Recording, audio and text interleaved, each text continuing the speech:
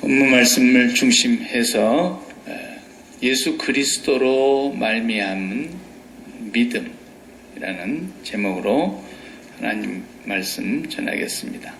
예수로 말미암아 난 믿음. 지난 주일에 우리가 창세기 15장을 보면서 믿음의 조상 아브라함의 얘기를 우리가 계속 살피고 있는데, 그 아브라함 얘기가 오늘 본문에 읽지는 않았지만 후반부에 다 나옵니다.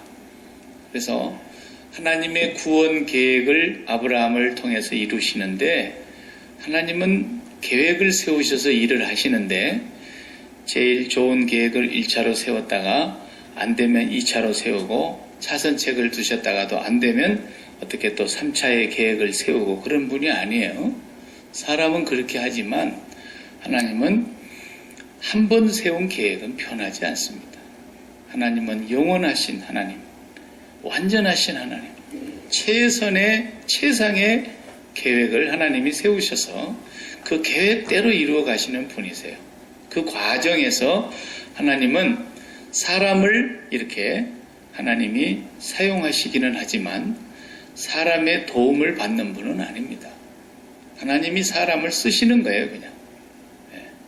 그래서 하나님이 지혜가 좀 부족하니까, 야, 내가 미처 생각지 못한 기발한 계획을 네가 만들었구나, 이런 분도 아니고, 우리가 계획을 만들어 가지고 하나님 앞에 가지고 간다고 해서 하나님이 그대로 해라, 그러는 분도 아니에요. 하나님은 우리가 계획을 세우는 것을 그대로 따라주시는 분이 아니고, 사람이 마음으로 자기의 길을 계획을 할지라도, 우리도 계획을 하면서 살지요. 한 달의 계획, 한 주의 계획, 하루 동안의 계획. 그래서 계획할지라도 그 걸음을 인도하시는 분은 하나님이시다. 하나님이 인도해 가시는 그 계획이 있어요.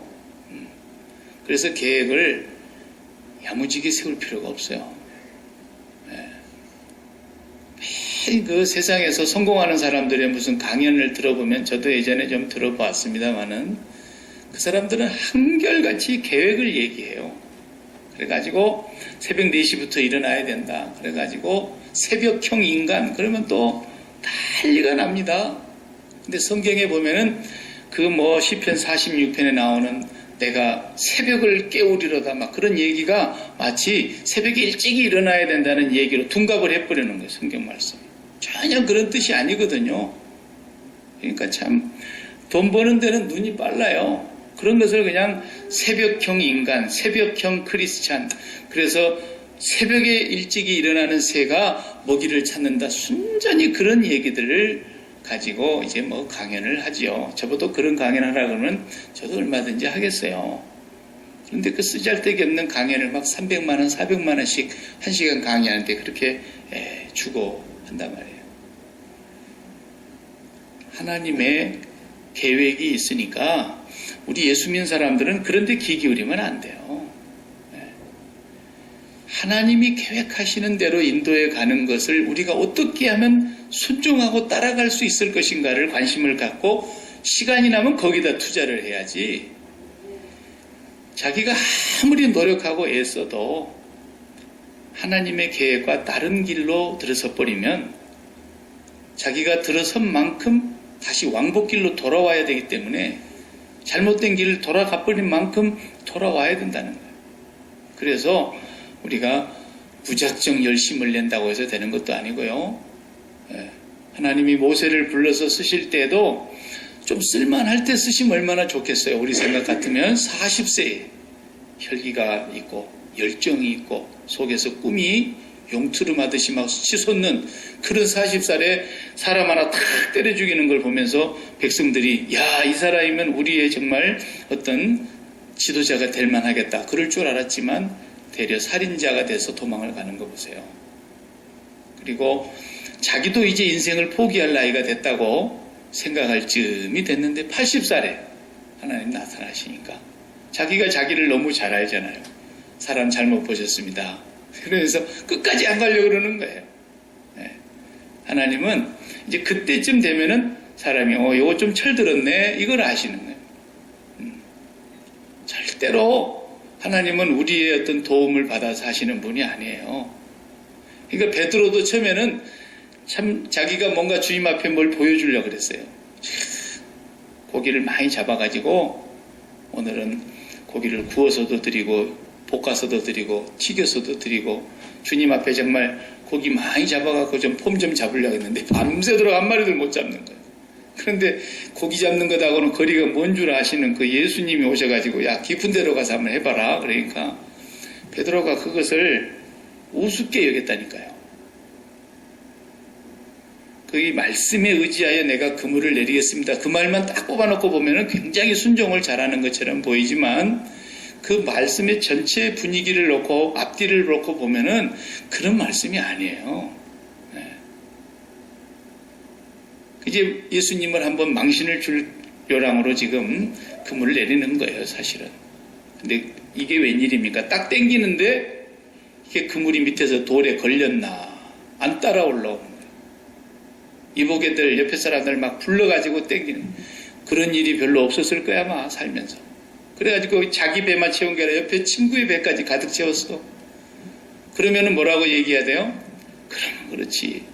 내가 고기 잡는 것에 무슨 능사라고 예수님이 다 하시는 거지. 이렇게 나오고 할렐루야 감사합니다 주님 이렇게 나와야 되는 건데 그렇지 않잖아요. 주님 저를 떠나주십시오. 저는 죄인입니다. 나는 아무짝에도 주님 앞에 도움이 안 되는 사람입니다. 자기가 그걸 거기서 깨닫고 깜짝 놀란 거예요. 자기가 주님에게 요만큼이라도 도움이 될 줄 알았지만 도움 안 돼요. 네. 하나님의 사람들은 언제 하나님께서 비로소 그 사람을 하나님께서 이제 이렇게 쓰시느냐. 늘 제가 하는 얘기지만 이제 다 죽었을 때 쓰는 거예요. 다 죽었을 때. 팔팔해갖고 있으면 안 씁니다. 하나님께서. 여러분 살려갖고 다 먹는 거 있습니까? 뱀 말고는 산채로 먹는 동물이 없어요. 역시 마귀놈만 틀려. 예? 뱀만 산채로 꿀꺽 삼키지 다 죽여야 먹잖아요. 예? 죽여서 먹는 거예요.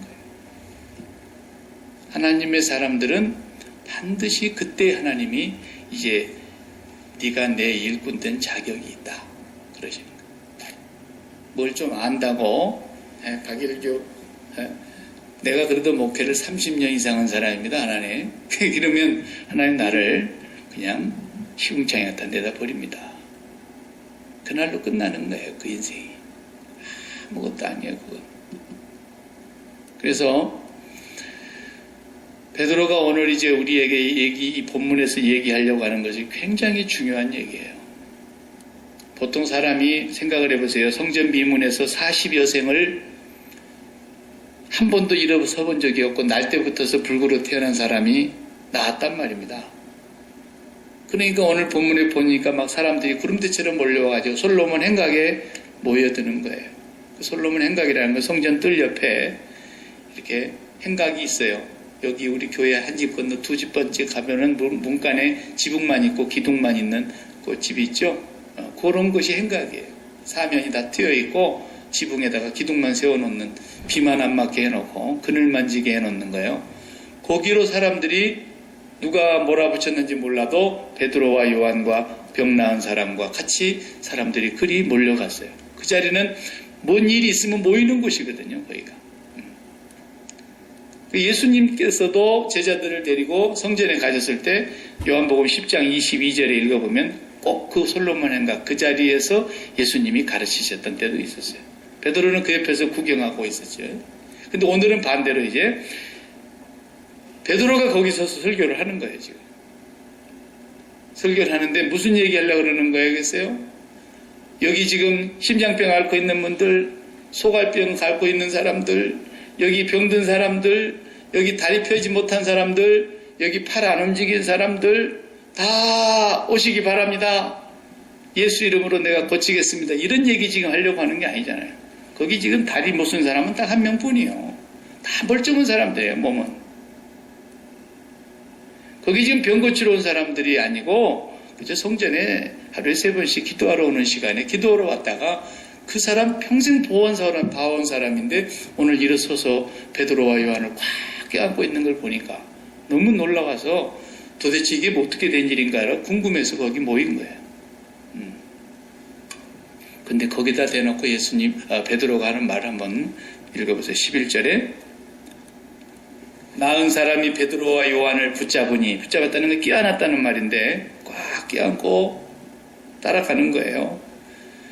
그러니까 모든 백성이 크게 놀라며 달려나아가 솔로몬 행각이라 불리우는 행각에 모이거늘 그러더라. 12절 다 같이 베드로가 이것을 보고 백성에게 말하되 이스라엘 사람들아 이 일을 왜 놀랍게 여기느냐 우리의 개인의 권능과 경건으로 이 사람을 걷게 한 것처럼 왜 우리를 주목하느냐. 왜 우리를 주목해서 지금 이렇게 보고 우리가 무슨 능력이 나타나가지고 우리가 무슨 경건한 능력이 있어가지고 지금 내가 이 사람을 이렇게 고친 것처럼 왜 나를 쳐다보고 있느냐? 왜 우리를 그렇게 뚫어져라고 주목하냐? 지금 그 말씀 하셨어요. 네.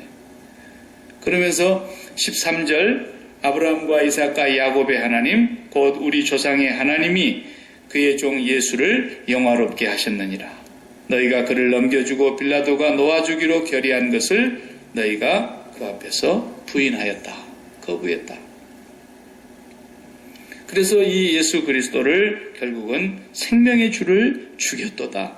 15절에 그러나 하나님이 죽은 자 가운데서 그를 살리셨으니 우리가 이 일의 증인이다. 다시 예수님을 증거하면서 16절 다 같이 또 한번 읽겠어요.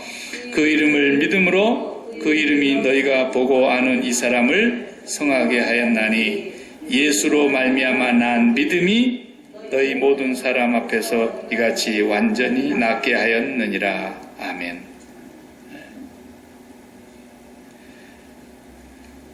그 이름을 믿음으로 그가 누구죠? 예수 그리스도. 예수 그리스도의 이름을 믿음으로 지금 이 사람이 나왔다. 그런데 그 믿음이 예수로 말미암아 난 믿음이라고 정확하게 설명을 하고 있네요.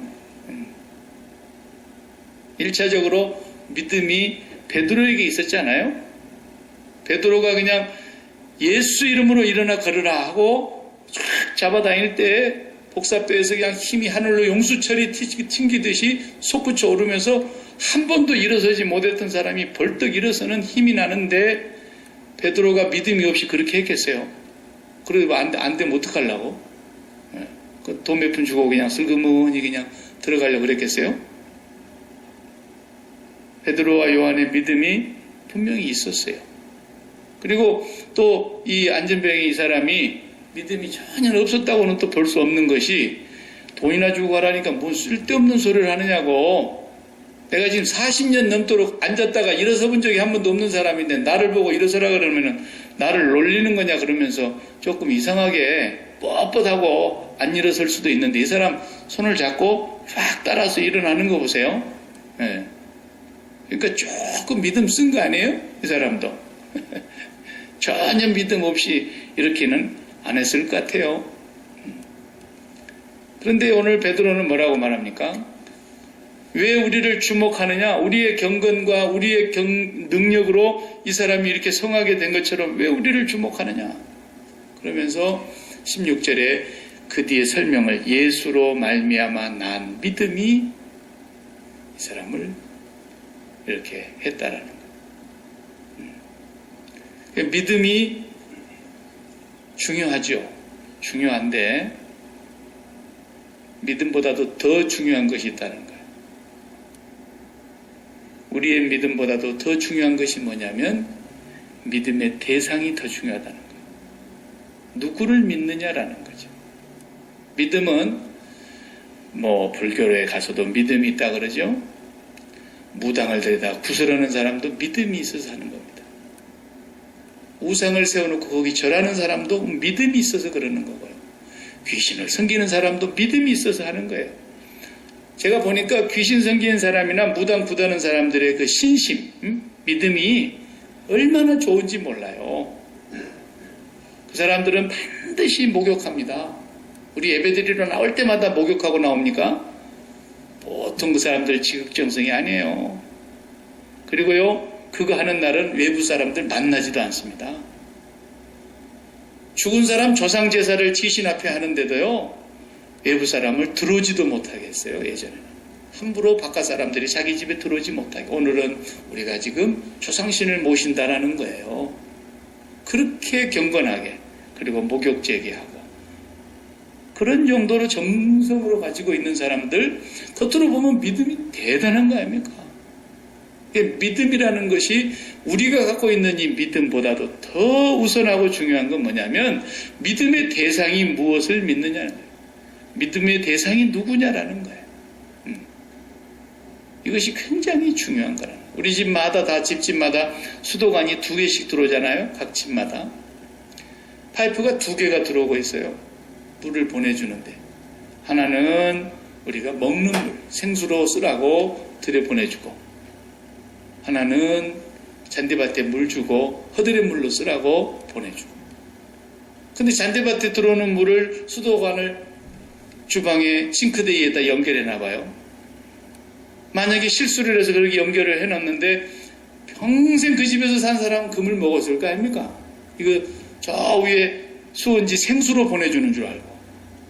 그래서 거기 집에 사는 사람마다 배탈이 나고 거기서 이상한 냄새가 나고, 그래서 나중에 수질 조사를 해보니까 공사하는 사람이 깜빡 그냥 술을 한잔하고 했는지 어떻게 파이프를 그냥 거꾸로 X자로 묶어가지고 그런 일이 벌어졌다 그러면은 내도록 먹은 물을 우리가 수돗물을 안 먹고 그 잔디밭에 뿌리는 물을 먹은 거 아니에요? 네. 그런 것이나 마찬가지라는 거예요.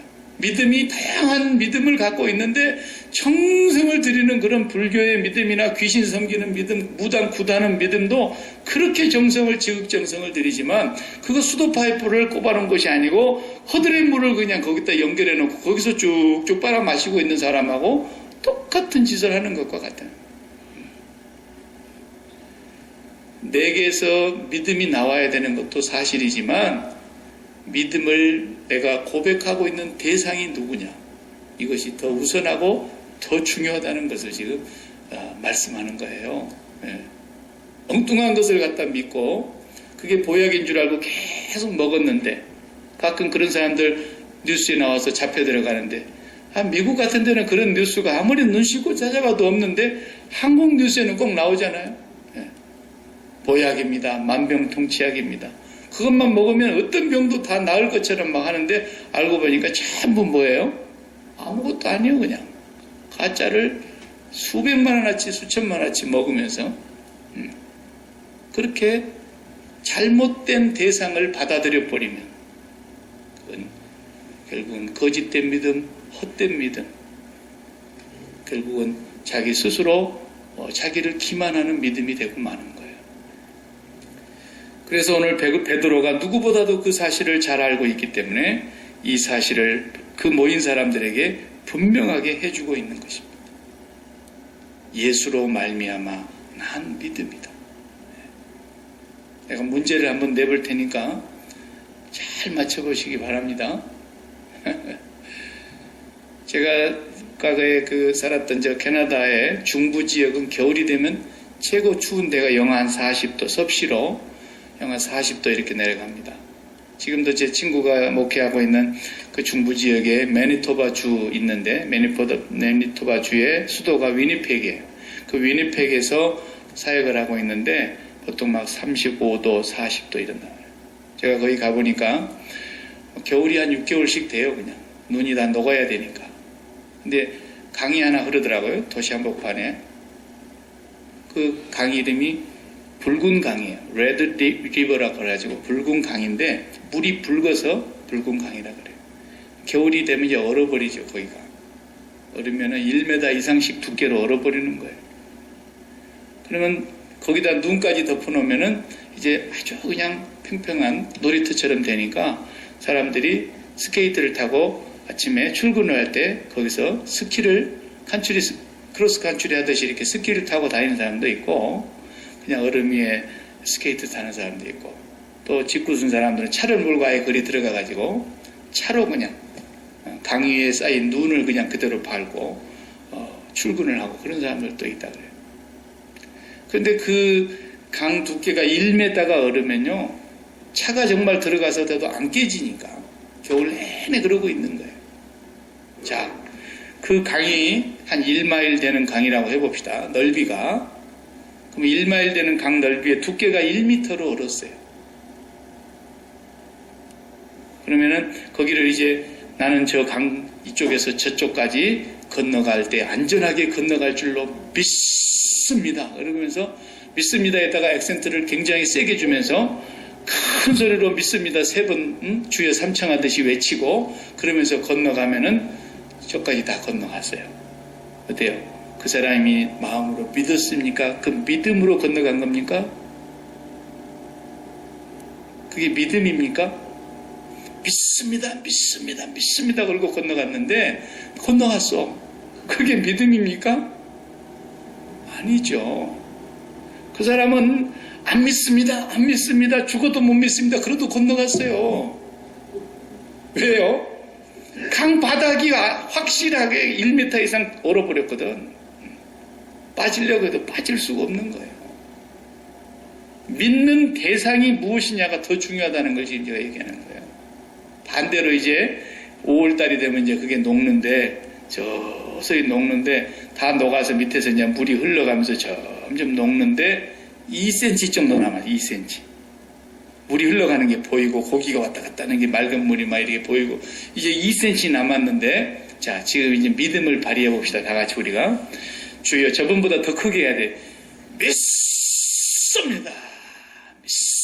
이렇게 하면서 오른발을 딱 디뎠더니 쫙 소리가 나는 거야. 그런데도 이 강을 나는 건널 줄 믿습니다. 이러면서 또 왼발을 딱 얹으니까 강이 쫙 금이 가면서 깨진 그 사이로 물이 뽀글뽀글 올라오는 거야, 이제. 근데 그 1마일 되는 강을 믿습니다. 그러고 건너갔는데 중간만큼 가다가 퐁 빠졌어요. 그러면 이 사람 믿습니다는 게 믿음입니까? 아닙니까? 믿음이 아니에요. 우리가 분명히 알아야 될 건 뭐냐면, 그래서 믿음은 내 것이 아니에요. 선물이라 그랬잖아요. 너희가 믿음으로 말미암아 구원을 얻었나니 이것이 너희에게서 난 것이 아니요 하나님의 선물이라 그랬어요. 구원만 하나님의 선물이 아니에요. 믿음도 하나님의 선물이라고요. 그게 내 것이 아니라니까. 아까 두껍게 어렸을 때도 안 믿습니다 그래도 그거 건너간다니까, 거기. 근데 오히려 얇게 열어있는 데는 믿습니다 하는데도 푹 빠져버려요. 내한테서 아무리 믿음을 큰소리치고 난리를 치고 요란뻑적지근하게 해도 안 돼. 믿음의 대상이 누구냐, 이게 어디로부터 나온 믿음이냐, 이것이 사람을 결정하는 거예요. 죽고 사는 문제를 결정하는 거예요. 베드로가 예수로부터 나온 믿음을 지금 얘기하려고 그러는 겁니다. 이 사건이 벌어졌다고 여기에 지금 각종 불치 환자들 다 나오시기 바랍니다. 내가 이 시간 예수 이름으로 당신들을 고치겠습니다. 요즘같이 그딴 짓거리 하는 사람들처럼 그런 얘기하려고 그러는 게 아니에요.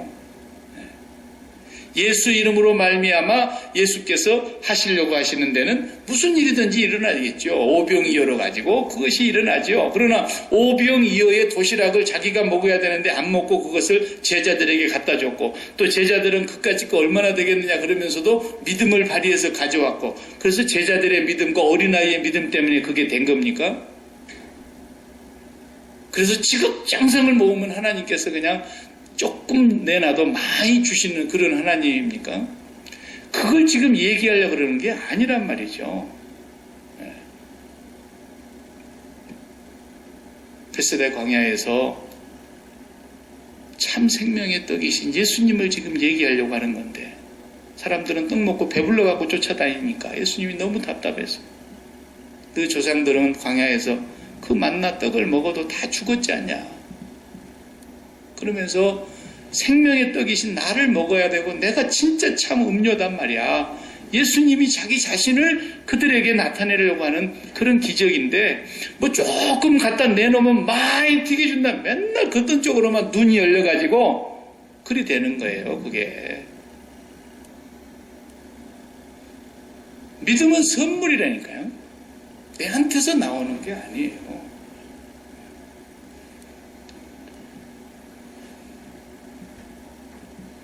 모세가 홍해바다를 건넜는데 어떻게 합니까? 지팡이를 가지고 바다를 향해서 가리키라 그랬어요. 뭐 이렇게 탁 치라고 하는 것도 아니고 바다를 향해서 지팡이를 내밀으래 그냥 이렇게. 예. 그러면 모세가 믿음으로 이렇게 딱 내밀었기 때문에 된 것이 아니고 하나님께서 이미 그 홍해바다 속에 길을 내실 것을 계획하고 계셨던 거죠. 아브라함을 통해서 하나님께서 구원을 계획하셨을 때도 똑같아요. 갈대아 우르에 있었을 때 그 소상적부터 하나님은 전혀 몰랐던 사람이고 우상을 섬겼고 우상을 만들어 팔았다는 그런 전설도 있잖아요. 그 아무런 하나님을 알지 못하고 있었던 때에 하나님 아브라함을 찾아오시는 거예요. 그러니까 믿음이 겉으로 볼 때는 귀신 섬기는 믿음, 뭐 구다는 그런 그 믿음 이런 게 더 멋있어 보이지만 정성이 들어가 있는 것처럼 보이지만 세상의 믿음과 우리의 믿음은 뭐가 다르냐? 세상의 믿음은 전부 자기가 찾아가는 거예요. 그러니까 정성을 들이고 목욕을 하고 난리를 치는 거예요. 우리 하나님은 목욕 안 하고 와도 괜찮다 그래요. 1년 365일 목욕 한 번도 안 하고 와도 그래서 속에서 막 냄새가 나는데도 집 없는 홈레스가 와도 하나님은 좋다 그러신다니까.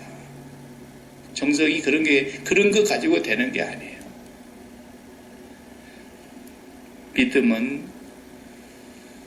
우리의 믿음은 위로부터 내려온 믿음이에요. 나머지 우리 믿음 빼놓고는 전부가 다 내가 찾아 나선 믿음이라니까요. 그래서 석가모니도 왕가의 집에서 나왔지만 집을 버리고 출가해서 찾아 나선 거예요. 못 찾다가 저기 가면 그거 있는 것 같은데 그러고 죽었어요.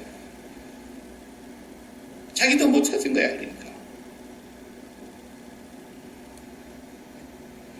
공자도 못 찾은 거예요. 공자도 장례식을 하고서 상여가 나가는 걸 보고 제자들이 물었잖아요. 사람이 죽으면 어떻게 됩니까 스승님? 그랬더니 이놈아 살았을 정일도 다 모르는데 내가 죽은 뒤를 어떻게 알겠냐? 공자도 몰라. 공자도 아무도 모르는 거예요. 그러나 찾아 나선 거예요. 답답하니까. 그러나 우리 믿음은 창세전에 그리스도 예수 안에서 하늘에 속한 신령한 복을 주시려고 우리를 그리스도 안에서 거룩하고 흠이 없게 만드시려고 하나님이 찾아오신 거예요. 믿음은 하나님께로부터 내려온 거예요. 믿음. 위로부터서 난 믿음. 예수님으로부터서 나온 그 근원지가 어디냐는 거예요.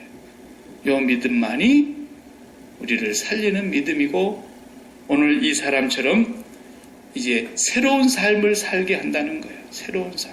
오늘 본문에 보면은 다 읽지를 못했습니다.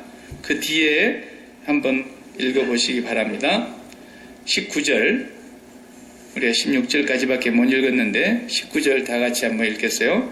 이 약속은 너희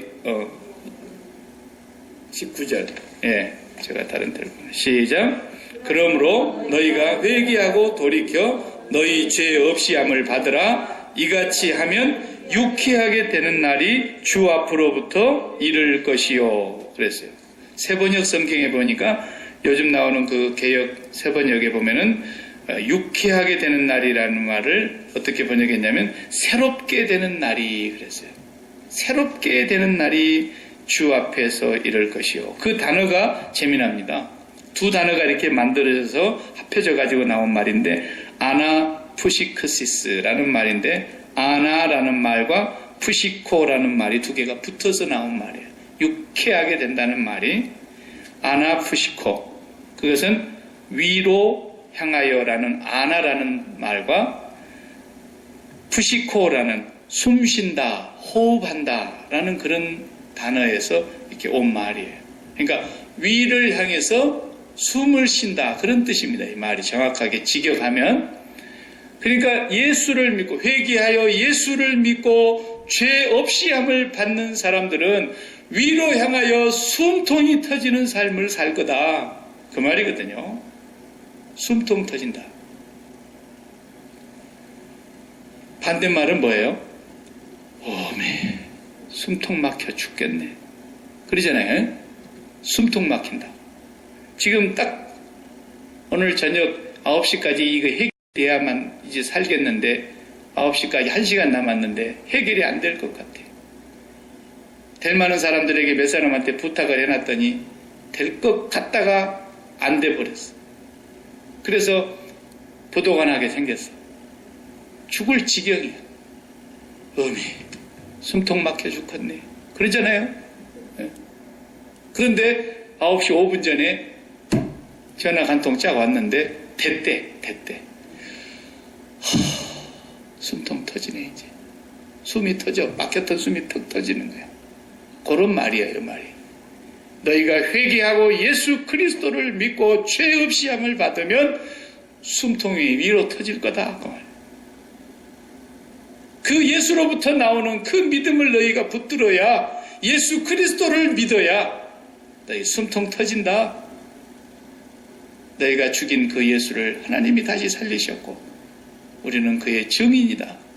바로 그 예수로부터 나온 그 믿음, 그 예수를 믿는 그 믿음을 가져야 지금 이 사람 40여 년 동안 앉아서 절망하고 다른 사람이 도와주는 값싼 동정으로 거지로 구걸하면서 살아야 되고 장래가 없고 소망도 없고 앞이 캄캄한 사람인데 이 사람 예수로부터 나오는 그 믿음으로 말미암아 새롭게 되는 날이 이 사람에게 펼쳐졌지 않느냐. 이 사람 앞날이 이제 숨통이 터졌단 말이죠. 그래서 예수를 믿는 그 믿음이 그렇게 중요하다는 걸 지금 얘기하는 거예요. 자기 동족들에게. 그래서 우리가 하늘로 숨을 쉬는 사람들이라는 뜻이에요. 푸시케라는 말 들어봤죠? 푸시케. 이게 숨, 호흡, 혹은 다른 데서는 성령 이렇게 해석하기도 해요. 그래서 숨을 쉬는 것, 생명을 살리는 거예요.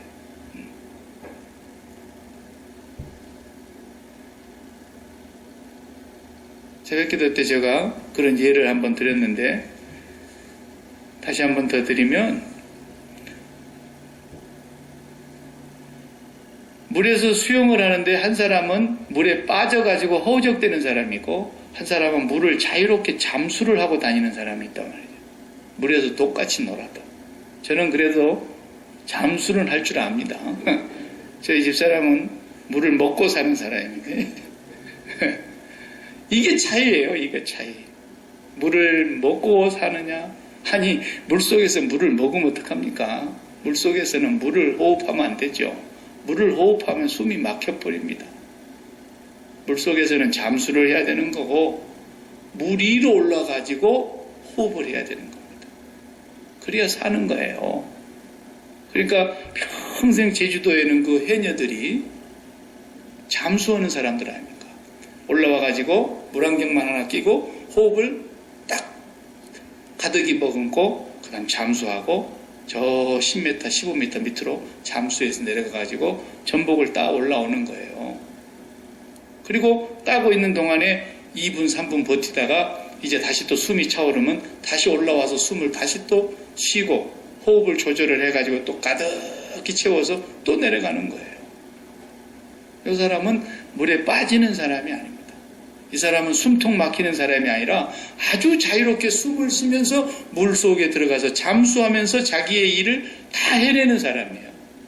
이게 그리스도인하고 똑같이 맞아떨어지는 원리예요. 근데 반대로 그리스도인이라고 하면서도 숨을 어디서 쉬느냐? 이 세상에서 쉬는 거예요.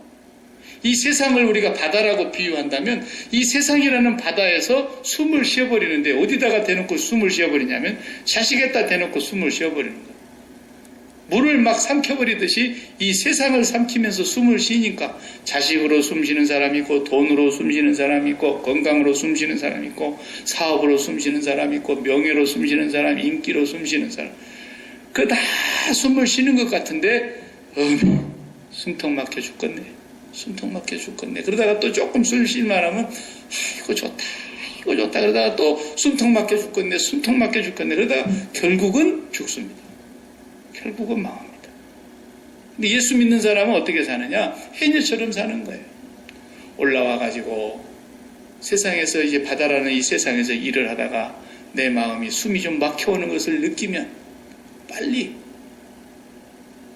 주님의 십자가를 바라보고 하늘을 숨을 쉬는 거예요.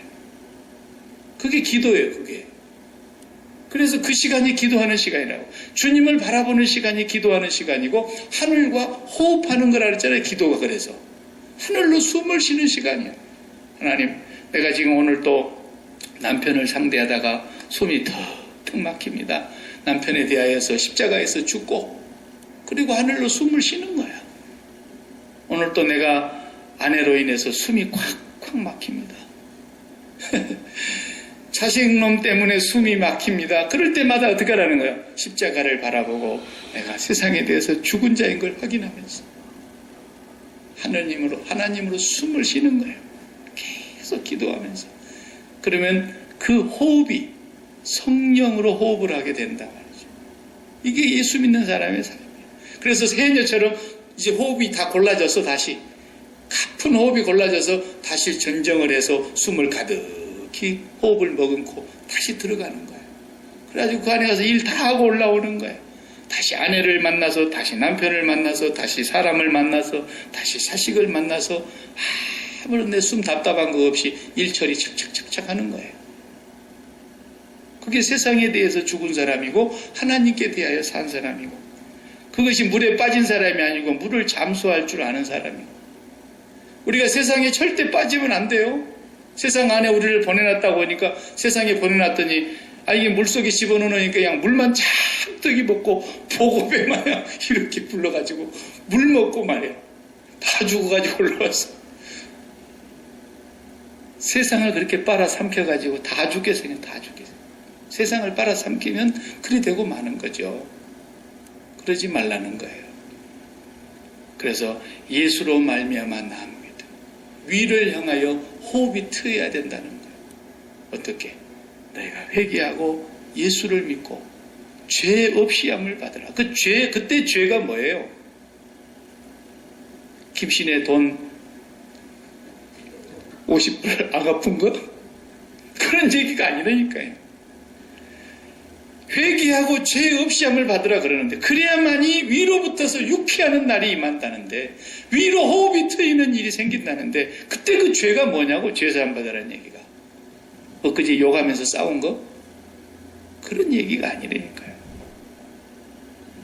이 세상을 사랑해서 세상에다가 심장을 붙여놓고 마음에는 마음을 다하여 하나님만을 사랑하고 섬기라 그랬더니 그 마음을 그 심장을 세상을 호흡하고 있는 그게 죄라니까요. 그게 무서운 죄예요. 그게 얼마나 큰 죄를 짓고 있는 것인데도 모르고 사는 것이 인생이래요. 정말로 세상으로 숨쉬지 마요. 옆에서 다 죽겠다 해도 숨쉬지 마요. 세상으로는 숨쉬지 마요. 나는 날마다 여러분을 위해서 그 기도하는 거예요. 하나님, 우리 성도들 세상 절대로 들이마시지 않게 해주십시오. 세상 들이마시면 잠시 좋을 수는 있지만 잠시 젊은 애들이 그냥 누구 말 듣고 좋다 그러니까 본드 흡입해가지고 한 30분은 기분 좋지. 계속 마셔봐요. 폐가 절단나서 결국은 이제는 정신도 제대로 안 돌아오고 결국은 망가집니다. 세상 그까짓 거 사랑해봐야 잠깐 우리한테 좋은 거 갖다 줄 때가 있어요. 잠깐 기분 좋을 때가 있어요. 그러나 내가 거기서 빨대를 꽂아놓고 빨아먹고 있는 거기가 거부 반응이 일어나는 순간 우리 숨통 같이 막혀버립니다. 그게 죄악이라는 거예요. 그게 죄악이라는 거예요. 하나님께서는 절대로 이 세상을 숨쉬지 말라. 너는 이 세상에서 고인이 된 지 2000년이 지났다. 내가 십자가에서 못 박힌 날 그리스도 예수 안에서 하늘에 속한 신령한 복을 너에게 주고 거룩하고 흠이 없는 하나님의 백성으로 내가 너를 불러 건지려고 2000년 전에 내가 너를 이미 죽였어. 예수 그리스도 안에서 이 세상에 대해서 숨쉬지 말라는 거. 매일매일 그거 하려고 우리가 기도하는 거예요. 그래서 기도가 하나님과 호흡이 터지는 겁니다. 오늘도 내가 이렇게 답답한데 숨고르기를 좀 하겠습니다. 그리고는 다시 세상에 빠진 자리에서 빨리 나와서 십자가를 붙잡고 하나님을 호흡하는 성령의 기도, 성령 안에서의 기도, 성령으로 하는 그 기도. 그래서 하나님을 가득히 머금고 다시 또 세상이란 바다에 들어가서 내게 맡겨진 일을 잘 감당. 어떤 사람은 숨이 길어서 그것이 상당히 오래가는 사람이었어요. 근데 숨이 짧아가지고 그냥 금세 기도한 것 같았는데 돌아서면 도로 그냥 숨이 가빠가지고 막 그래. 아직도 세상에 대해서 심장줄이 붙어갖고 그래. 십자가의 검으로 날마다 이것을 죽었음을 확인하시고 나도 날마다 죽습니다. 그러면서 사도 바울처럼 그러니까 우리 계획대로 안 되는 것이 맞는 거예요. 왜? 이사야에게 그랬잖아요. 하나님의 길과 사람의 길은 내 생각과 너희의 길은 너무너무 달라서 하늘이 땅보다 높은 같이 내 생각은 너희 생각과 다르고 내 길은 너희 길과 다르다. 다르다는 것이 맞는 거죠. 사도 바울이 말해주려고 하는 이 사도행전에 나오고 있는 그리고 사도들의 행정이 이렇게 나오고 있는 이 전체 28장까지 내용이 뭘 말해주느냐. 니들 생각대로 되는 일이 있더냐? 니들 시간에 맞춰서 되는 일이 있더냐? 니들이 원하는 사건이 일어나는 적이 있더냐? 니가 원하는 때에 일어나는 것이 있더냐? 하나도 아니고 아주 어떤 사람은 좀 오래 살면서 좀 이렇게 하나님의 일을 더 하면 좋겠는데 어떻게 하나님도 그런 사람을 빨리 불러가시는지 모르겠어요. 세례 요한도 그냥 불러가 버려요. 야고보도 그냥 칼로 목을 베서 죽임을 당하게 해서 불러가 버려요. 베드로는 잡혀 들어가갖고 내일 죽을 텐데 오늘 살려서 나오고 한 번도 자기 뜻대로 안 됩니다. 바울이 전도하는 전도여행 3차까지를 봐보십시오. 한 번도 자기 계획대로 안 돼요. 아무리 해보려고 해도 안 돼요. 날짜도 안 맞고 만나려고 하는 사람도 안 만나지고 어디서 앉아서 그래서 마냥 기다리고 있어야 되고 계속 그러고 다니는 거예요. 오늘은 어디서 할까 이렇게 다니다가 어디 가서 복음을 전해봤더니 한 여인이 복음을 받아들여요. 루디아가 받아들이는 거예요. 또 거기서부터 시작하는 거예요. 자기 계획이 안 돼. 아시아 쪽으로 어떻게 좀 가보려고 했더니 또 안 열어주셔.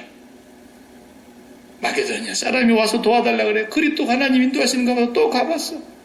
가봤더니 가자마자 무슨 저 많은 귀신 들린 여인 하나 나와가지고 그냥 이 사람을 그냥 칭찬하기 시작하는데 사도 바울을 막 칭찬해야 되는데 나 같으면 성령이 덜 충만하면 그거 얼마나 좋겠어요.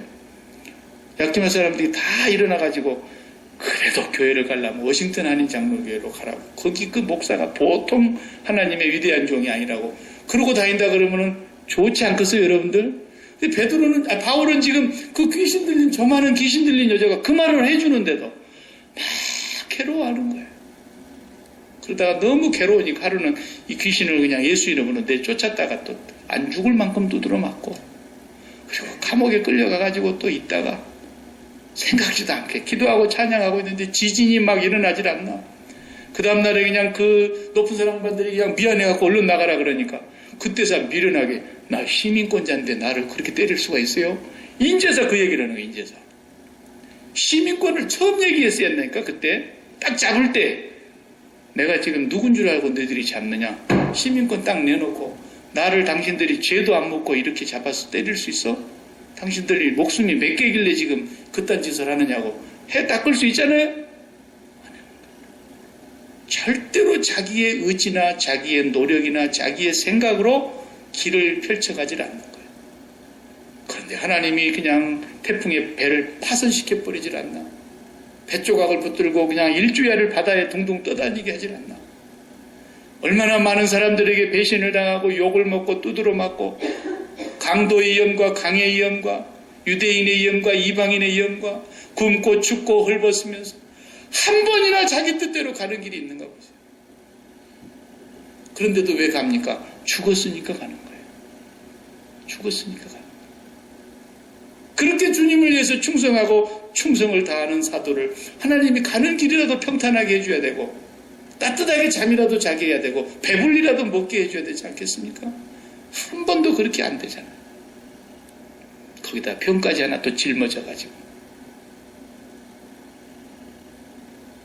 이 세상에 대하여 죽지 못하면 하나님을 믿는다는 말이 조금 수상한 말입니다.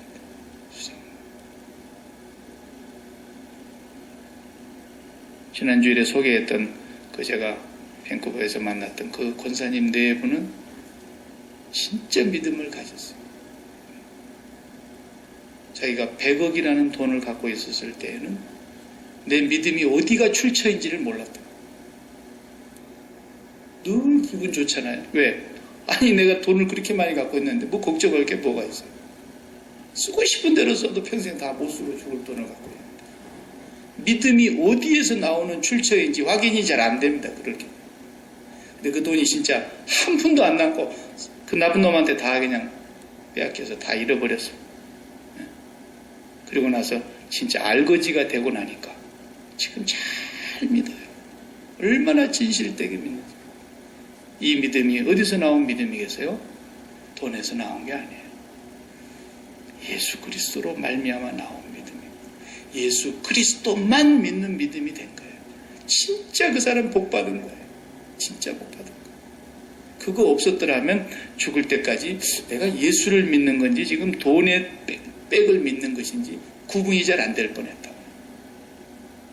그걸 다 발가벗겨 보니까 진짜 믿음이 나와요. 여러분 진짜 하나님이 그렇게 연단을 시키시면 어떡하실래요? 나는 그렇게 제발 하지 말라고 늘 기도합니다. 욥처럼 그냥 우리 자식 셋이다 데려가 뿌리고 그 다음에 내 몸에다는 그냥 죽을 병을 하나 얹혀가지고 그래도 나를 믿느냐고 확인하라 그러면은 나도 그 시험을 받아야 될 판인데 하나님 제발 저한테는 좀 하지 마세요. 여러분 어떻게 자신 있습니까? 여러분의 믿음의 출처가 어디인지 여러분이 어디로 숨을 쉬고 있는 사람인지 나는 우리 이영희 권사님, 심창훈 권사님 매일 위해서 기도하면서 그렇습니다. 하나님 얼마나 지금 숨이 막히겠습니까? 저 자식이 내 자식이 아니라 하나님의 자식임을 그리고 저것에 대해서는 내가 죽었음을 확인하는 자리가 되게 해달라고 기도합니다. 매일매일 기도합니다. 살든지 죽든지 그것은 아버지 손에 있는 거예요. 저 사람 때문에 숨통이 막히는 삶을 살아줘요. 주님께 맡기고 그 고통과 정말 숨이 막힐 수밖에 없는 그 환경의 자리에 앉아서도 세상이 줄 수 없는 저 위로부터서 내려오는 평화로다. 하늘 위에서 내려오네. 나를 위로하는 그 평화. 나에게 용기를 주는 그 평화. 찬양이 끊어지지 않는 그 평화. 하나님 그 은혜를 주십시오. 그래야 감당할 수 있는 겁니다. 딸 넷을 바다에다가 묻어버리고도 내 영혼 평안해. 내 영혼 평안해. 내 평생에 가는 길 평탄한 강 같든지 큰 풍파로 무섭든지 나의 영혼은 평안해. 딸을 넷을 그 바다에 침몰하는 바다에서 다 잃어버리고 지은 찬양 아닙니까? 그 딸로 숨쉬는 사람 같으면 그 같이 죽자 그러고 죽어버리지 무슨 세상을 그런 세상을 살겠습니까? 예수 믿는 사람은 숨쉬는 통로가 예수 그리스도로 말미암아 유쾌하게 되는 날이 위를 향하여 숨통이 터지는 날이 오게 될 것이다. 그러려면 네가 예수와 함께 죄사함을 받아야 된다. 예수와 함께 세상에 대하여 죄에 대하여 죽어야 된다라는 말입니다. 바로 그 예수로부터 나오는 믿음이라야 산다. 이것을 말씀하고 있는 것입니다. 기도하십시다.